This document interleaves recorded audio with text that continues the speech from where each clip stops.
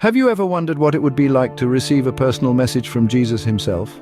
Imagine then the church in Laodicea receiving a letter penned by an angel carrying the words of Jesus. These words are not filled with praise or adoration, rather they bear a sternness that stings and a concern that runs deep. "I know you inside and out," Jesus begins, showing an intimate knowledge of the church's spiritual state. But what follows is a startling criticism. "You're not cold, you're not hot. Far better to be either cold or hot. You're stale, you're stagnant, you make me want to vomit." The church in Laodicea, Jesus points out, is lukewarm in their faith, neither fervent nor completely indifferent. This spiritual complacency, this lukewarmness, is so distasteful to Jesus that it makes him want to vomit. It's a harsh wake-up call, isn't it?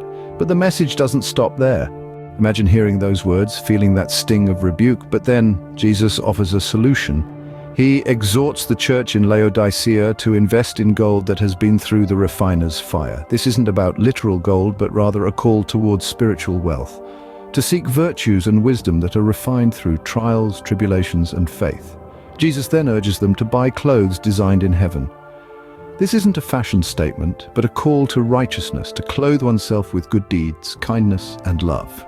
He also advises them to procure medicine for their eyes from him.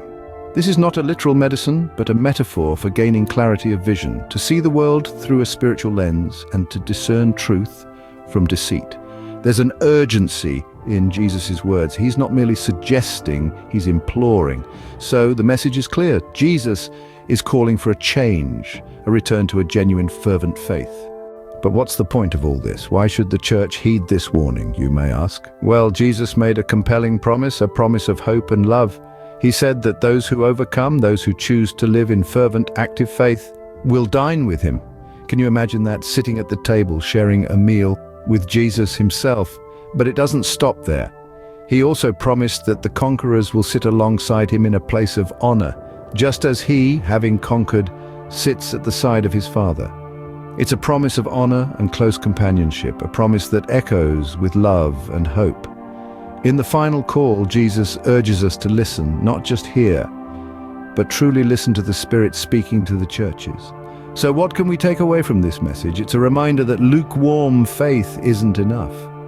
We are called to a fervent, active faith. And for those who heed this call, there's a promise of a close relationship with Jesus himself. It's an invitation not just to the Church of Laodicea, but to all of us to live at our best.